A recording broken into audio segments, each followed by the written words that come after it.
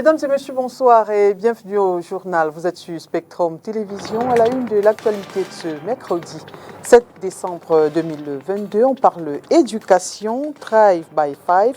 C'est une nouvelle méthode d'éducation mise sur pied par des scientifiques internationaux. Celle-ci a été présentée ce jour à Yaoundé.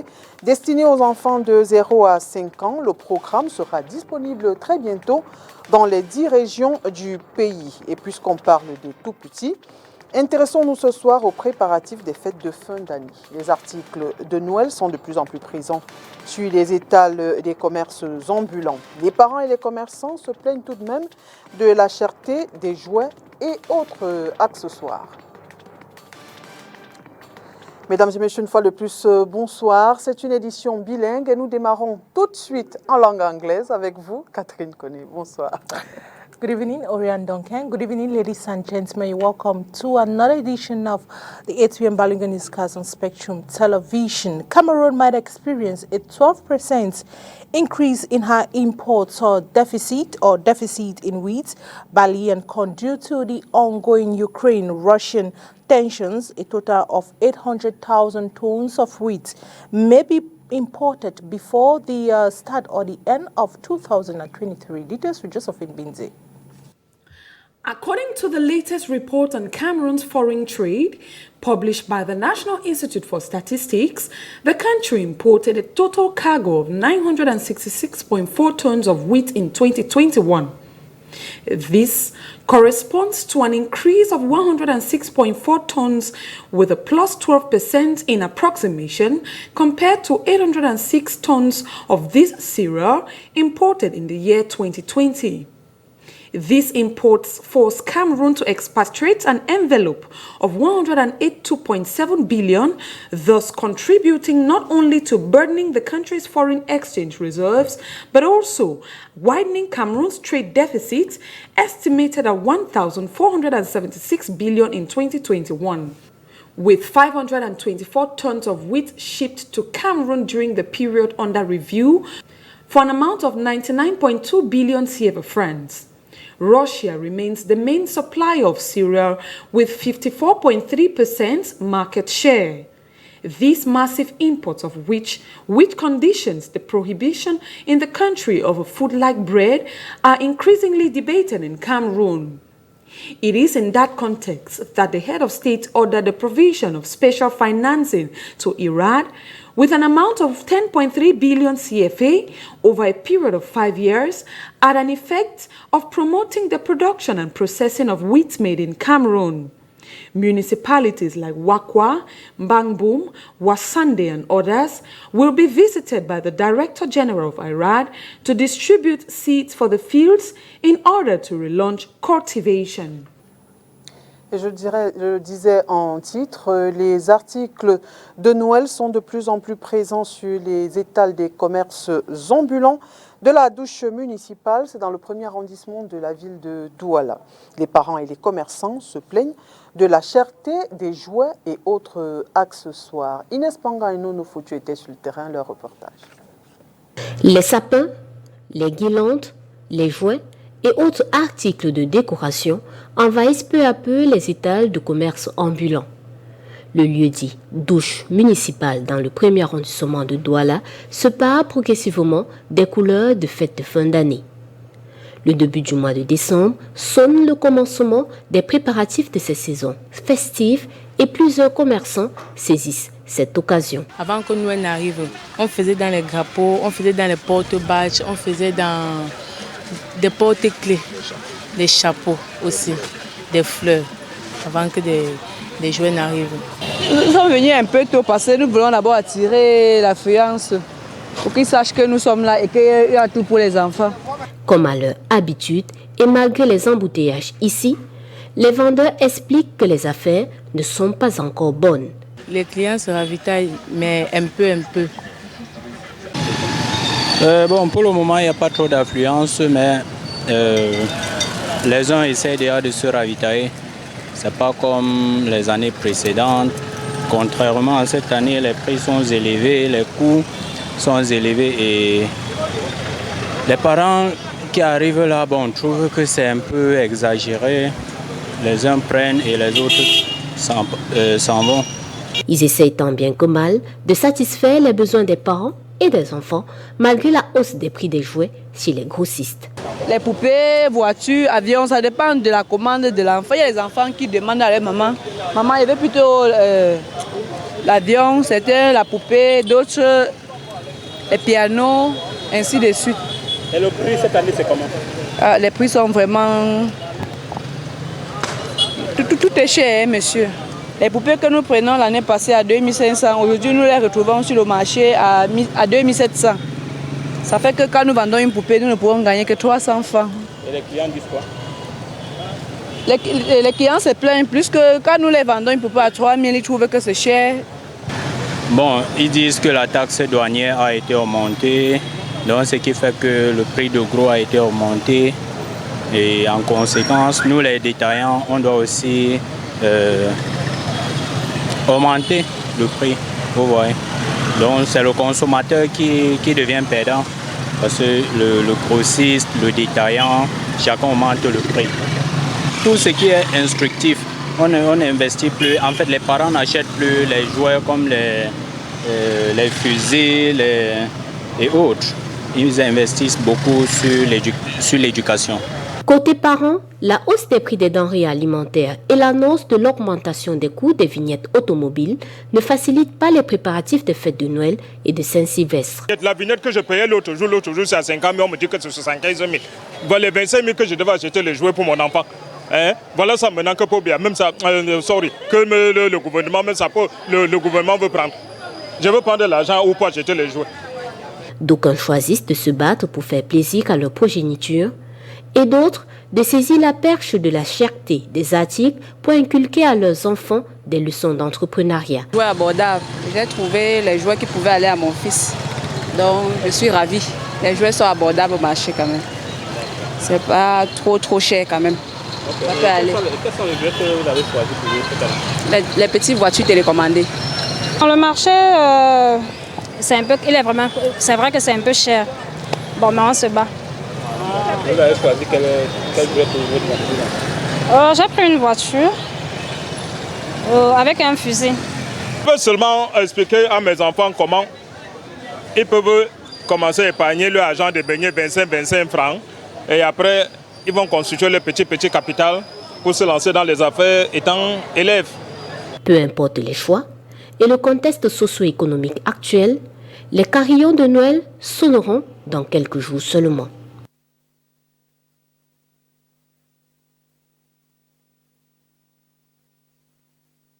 Le programme Thrive by Five, initié par la Kalkaba Development Foundation, a été lancé ce jour à Yaoundé. L'application mise sur pied par des scientifiques internationaux sera disponible très bientôt dans les 10 régions du Cameroun. On fait le point avec vous, Olivier Bouzik. Après 1 an et plus d'investigations menées conjointement par des scientifiques camerounais et australiens, le programme Thrive by Five est enfin prêt à servir les populations. L'idée consistait au départ à rassembler toutes les informations sur le plan anthropologique, culturel au Cameroun et créer des activités qui auront un impact sur l'éducation des enfants de 0 à 5 ans. Tout se passera désormais à travers cette application. L'accès est disponible à l'application est disponible sur plusieurs supports. Nous allons faire des cartes, comme des cartes de jeu pour les 120 activités qui seront disponibles sous format papier. Il y a des flyers qui seront distribués à travers le pays et l'application est disponible en téléchargement à travers Internet.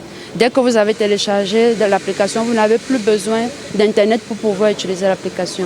Le projet est porté par la Fondation Mindero et la Kalkaba Development Initiative. Quand l'enfant pleure, pour le faire taire, parfois on lui pince la joue.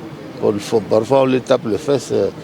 Ce n'est peut-être pas la meilleure méthode au plan scientifique pour comprendre les préoccupations de l'enfant. Donc il s'agit d'utiliser les recherches que les scientifiques ont faites. Et les recherches, la donne est universelle. Ce n'est pas attaché principalement à une race ou à un pays ou à un continent. Le gouvernement camerounais qui patronne l'initiative y voit une avancée significative dans la prise en charge des enfants. Pour nous, encore une fois, c'est un partenariat très productif, un partenariat fructueux qui devrait permettre, n'est-ce pas, à la petite enfance d'avoir non seulement combler ses besoins nutritionnels, de santé, mais avoir un bon mental. Comme on dit souvent, l'enfant c'est le fer de lance de la nation, c'est l'avenir de demain, ça peut nous rassurer. L'application peut être utilisée en langue locale. Après sa présentation, elle sera vulgarisée dans les 10 régions du pays. Shanta Bias International Research Center had its scientific session today in the nation's capital, Yaoundé. The work focused on the center's progress and equally prospects for the upcoming or coming years. More of it in the following interview. The center has more than 15 years of age. It has started with a center only for HIV. Now it has expanded the activity, and mostly the HIV remains the most important part of the work that is done here, the resistance to the antiviral drugs. But you see here is done a lot of activity on COVID and activity on oncogenic viruses. Oncogenic viruses is something that is very important for the population, for the public health, because are the viruses that circulate in the population, papillomavirus or hepatitis B virus, hepatitis C viruses. And the center here now is possible to study these viruses. They open new activities on this area. So what has been done during the Scientific Council today was certifying a passage from the past, more focused on HIV, now focused on HIV, remaining on HIV, and many other things that are important for the public health. Mostly continuing the work on resistance to antiviral drugs in HIV, that is of paramount importance because the majority of patients take advantage today, the new patients, take advantage of today of the new drugs that are available that do a great job. At the same time, we have many thousands of patients that have been treated in the past. They are resistant to antiviral drugs. So they need to be helped to find the right therapy for their future. And this work remains the focus, one of the major focuses of the CRCB. But other things are coming in 2023. Most probably, the work on hepatitis B and papillomavirus and COVID will be more and more increasing to respond to the question raised by the public health needs, cancer and COVID. Continue in the French language to Oriane Duncan. Absolument, Catherine Connet. On part à l'étranger. L'actualité du continent, c'est dans le Round-up Afrique avec VO.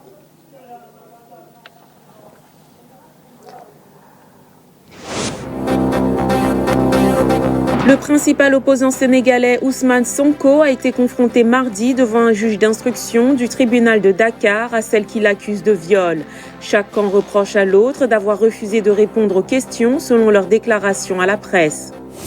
3 proches du pouvoir au Mozambique, dont le fils d'un ex-président, ont été condamnés mercredi à 12 ans de prison ferme dans le gigantesque scandale de corruption dit de la dette cachée qui avait plongé le pays dans une grave crise financière. En Afrique du Sud, l'assassin du militant anti-apartheid Chris Hani a été remis en liberté mercredi, a annoncé le gouvernement. Condamné à mort puis à la prison à vie, l'immigré polonais Janusz Walus, 69 ans, est lié à l'extrême droite Blanche Afrikaner. Des milliers de boulangeries tunisiennes ont observé une nouvelle grève mercredi pour réclamer le versement par le gouvernement des compensations qui leur sont dues au titre des subventions étatiques.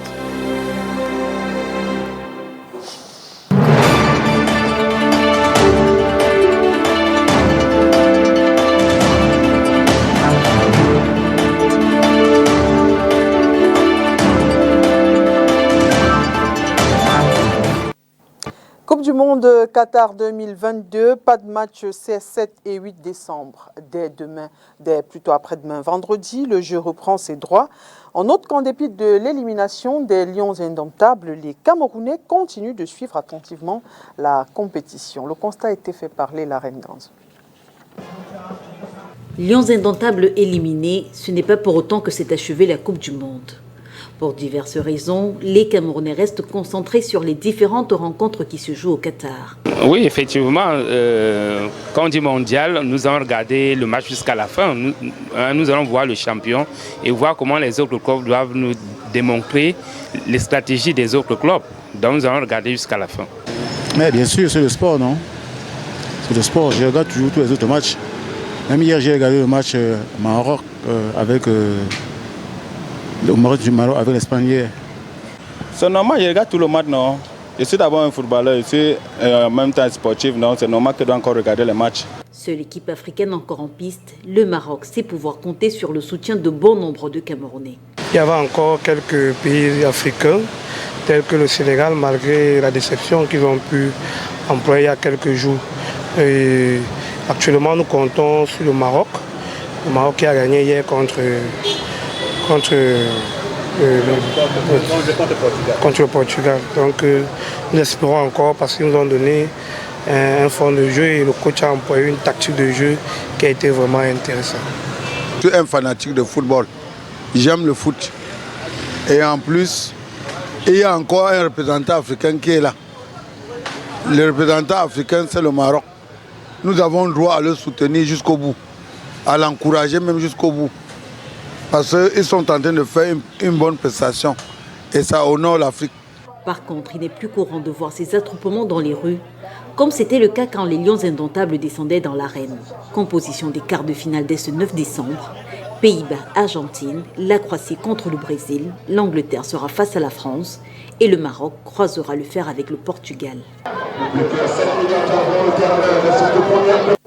Stay in football. Africa's last joker in the World Cup tournament is set to meet Portugal in the semi-finals. The Atlas Lions sealed for themselves a qualification following a 3-0 win against Spain in the penalty shootout of the knockout stages. Details with Josephine Binzi.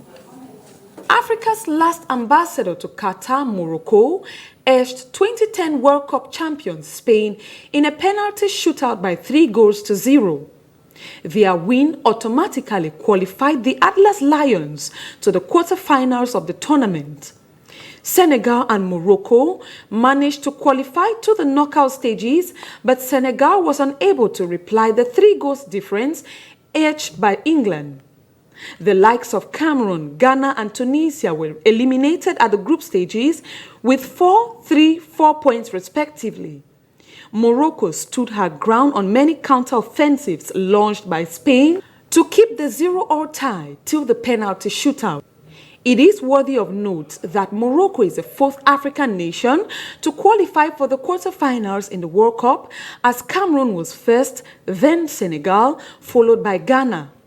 The future is pregnant with surprises, as Portugal is her next adversary in the quarterfinals of the competition. Le Maroc s'est qualifié hier en quart de finale de la Coupe du Monde Qatar 2022.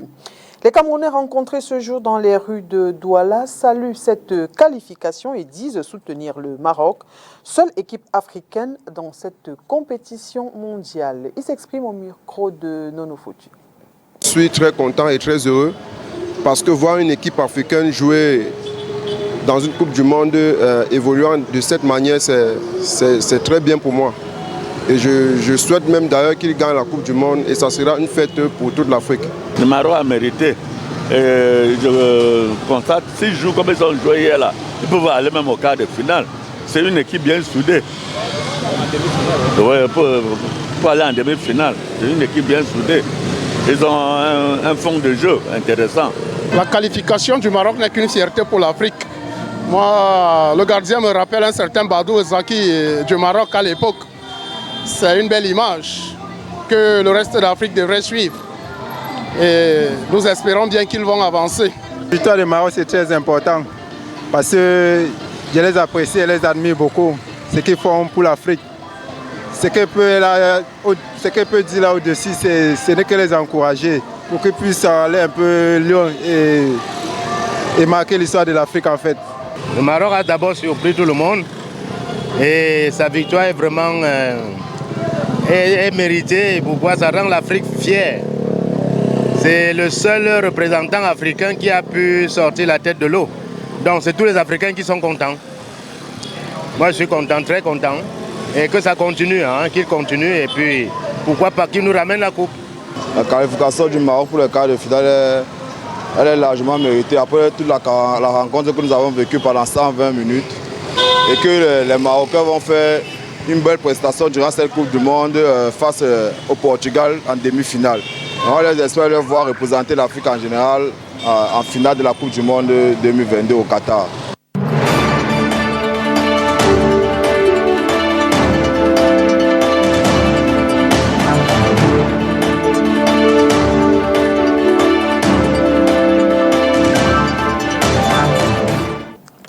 Et voilà qui met un terme à cette édition d'information. Mesdames et messieurs, merci d'avoir été des nôtres et bonne suite des programmes sur Spectrum Télévision. Bonne soirée, Catherine.